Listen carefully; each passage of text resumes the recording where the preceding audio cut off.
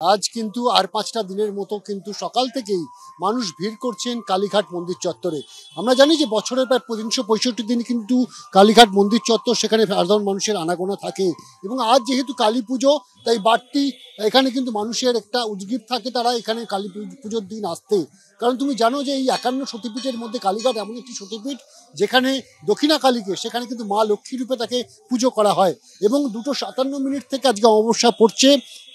এবং যেটাকে নিশীথকাল বলা হয় ১১টা ৪১ থেকে ১২:৩০ এই যে ৫০ মিনিটের নিশীথকাল সেই সময়তে কিন্তু মূল কালী পুজোটি হবে এবং এই যে অমাবস্যা পড়ছে তারপর থেকে কিন্তু সন্ধ্যেবেলা থেকে শুরু হয়ে যাবে লক্ষ্মী পুজো করা এবং সেই লক্ষ্মী পুজো দিতে কিন্তু অনেক মানুষ আসেন দূর দূরান্ত থেকে এবং তুমি দেখতেই পাচ্ছ সকাল থেকে কিন্তু তৎপরতা রয়েছে পুলিশের তরফে। প্রতিটি গেটে গেটে প্রচুর পুলিশ মোতায়েন করা হয়েছে এবং এই যে ব্যারিকেড করা হচ্ছে বাঁশের ব্যারিকেড তুমি দেখতে পাচ্ছ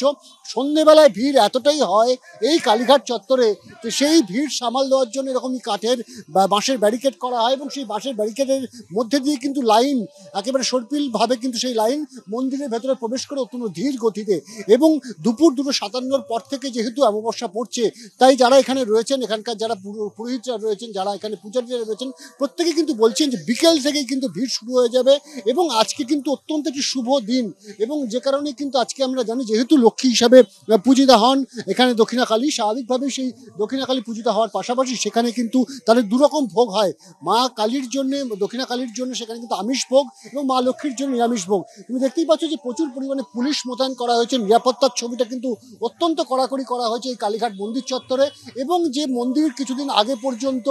সংস্কারের কাজ চলছে সেই সংস্কারের কাজ